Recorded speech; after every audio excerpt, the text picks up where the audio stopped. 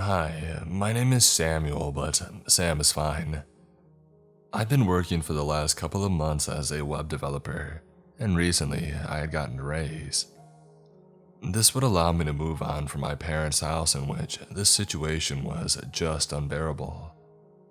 However, it was difficult to find a house or apartment which didn't leave me drowned in debt. But suddenly, there was one that appeared like it was just for me. A big house, 2 floors and a backyard, for only $3,000. Yeah, this was a total fake or someone just pulling a prank, but hey, I gave it a try. I was expecting some dude answering the phone, giving the direction of the house in which we will meet at. And then I just find out that it was a park or something like that, or maybe it was a scam and I would get robbed. But a woman answered the phone. I will refer to her as Alex. I asked about the house that I had found on the webpage. She just gave me an address to go and talk about the house and said something about meeting me in person. I thought that it was just a person selling her grandmother's house or whatever. The people get kind of special about a place, you know. Anyway, we agreed to meet at 3 p.m. Obviously, I checked the direction on Google Maps and I found out that it was an office building. Next day, I took a bus to her office. It took me about 15 minutes to get there. As soon as I had arrived, the guard told me where her office was. She received me and asked if I wanted something to drink, which I refused. I sat across her desk and then she started asking questions about me, like my work, family life, etc. After a moment of silence, she said, "Look, Sam, you seem like a good kid, but this house is not made for a person like you. I suggest that you save your money and you find another one." "Well, what's the problem with this one?" I asked. "Well, it is what many people would call a problematic house. By law, I'm forced to tell you what happened there, but it'll be better if I show you." And then she opened the drawer and took out a big folder, put it on the desk and slid it to me. I opened it. Inside were documented police reports. Murders, missing people, and drug bans were only the first 3 pages. Meanwhile, I read the file, and she started talking. "The reason it is so cheap is because I just want to get rid of the place. I hope to call the attention of some mobs to use the house for money laundering. I cannot sell this house to any company for demolishing or building. It happens to be an antique house, so the government forbids me to do that. I won't stop you from buying it. I've lost too many years of my life with that problem. If you want it after looking at that folder, it's up to you." What she said really left me with a bad feeling, but the idea of spending another year with my parents was the only thing that I needed to make the decision. So I accepted. For the next 2 weeks, we took care of all the paperwork and we agreed to meet at the house. Alex refused to let me in before I signed. She told me once I had entered that it was my problem. Finally, the day arrived. I met her at the house. She was sitting at the door drinking coffee from the store. "Well, Sam, here you have it." She extended me a folder. "Here are all the documents that state this is now your property. And of course, the keys." "Thank you," I replied. "Guess I just need to buy some furniture." "Oh, about that. Most of the previous owners didn't change the old ones out, and they're still in pretty good form. But if you don't like one, just throw the ones that aren't listed in the documents." She said goodbye and walked away, and I rushed to the door. But before I could stick the key, she yelled one last thing at me. and you should sign one document in the folder. The inside of the house was dirty. Years of accumulating dust left it in a very bad state, but the furniture was in good shape like Alex had said. On the left side was the living room, with a large sofa and 2 single chairs around a table in front of the fireplace. Across was the dining table, a large 12-seat piece of wood with candlesticks. On the right side was the kitchen. It was big enough to have 10 people working in it. I sat down at one of these single chairs in the living room. It was covered with a piece of cloth. And then I opened the folder and let the documents fall out onto the table. I quickly spotted the one she told me to sign. It was an old piece of paper, like the ones you see in the Western movies when the character has to sign a contract.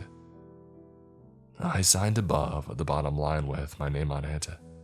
There was a folded paper as well. I will transcribe what I remember from it. Greetings.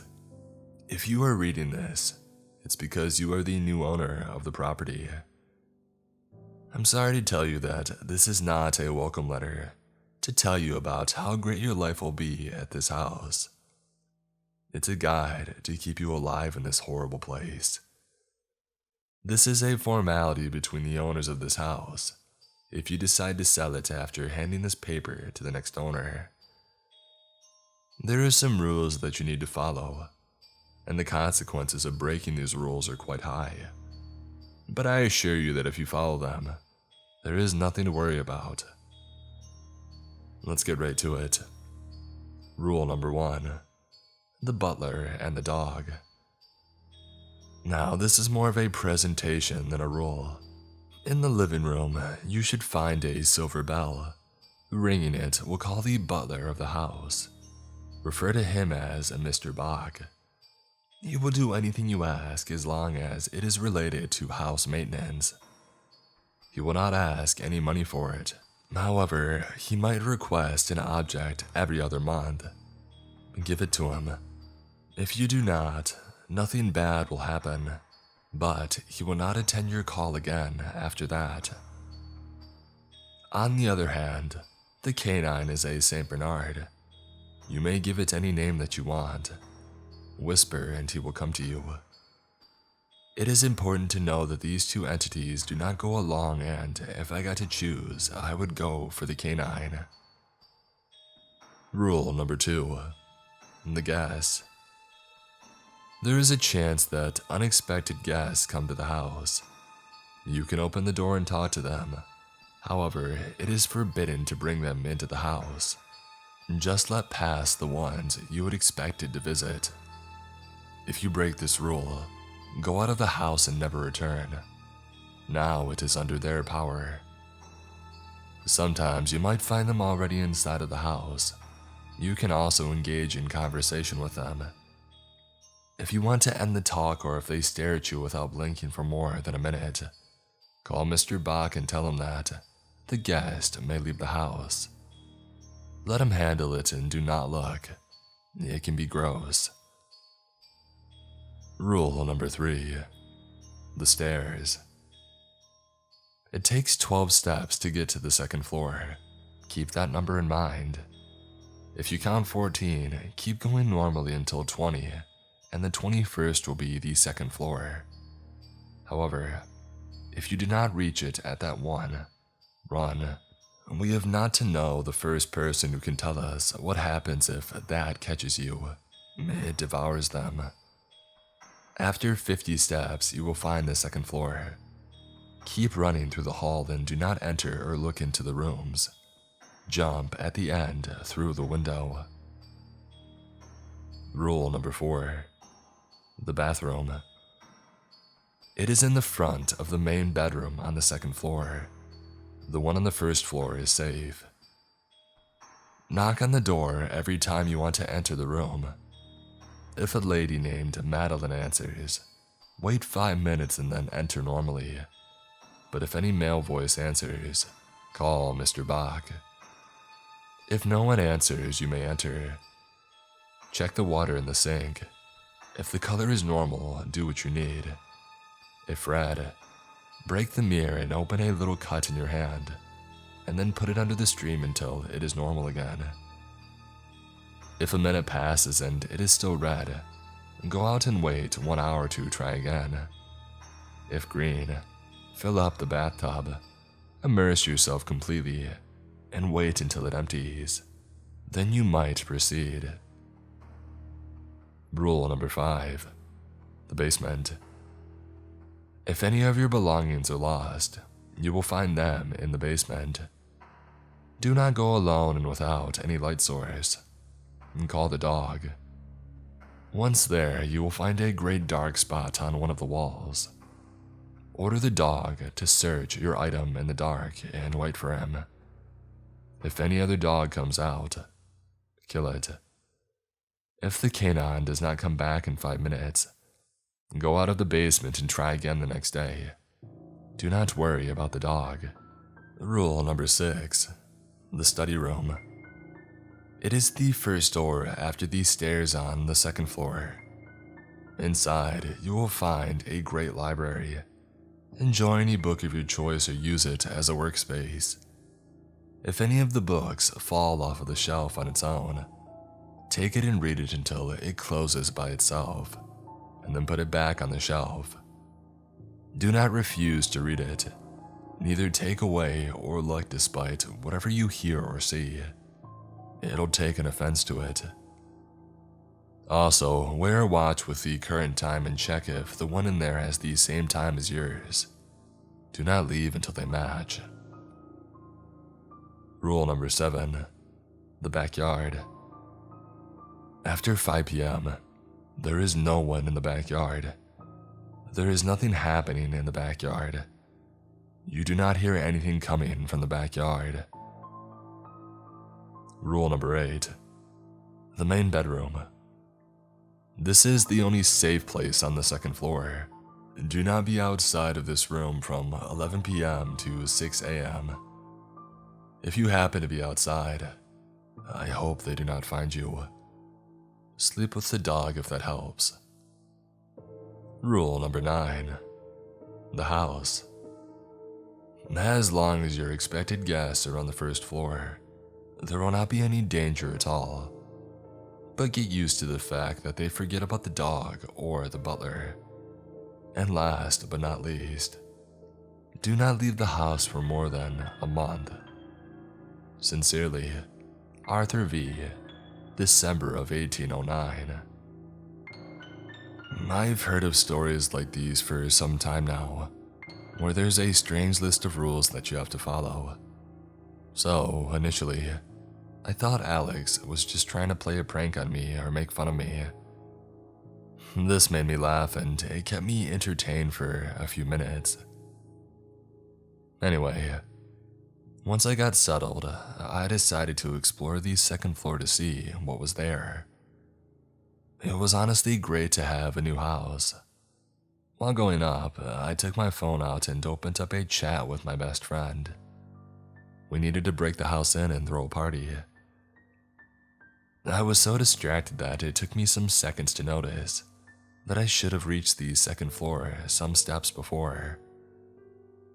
And then I felt it. The coldest breath on my neck. The walls started to rot and I ran in panic. I could hear how that thing was coming for me. It knew that each step, it was more difficult than the other. After a minute of running up, I finally got to the second floor and I didn't stop running.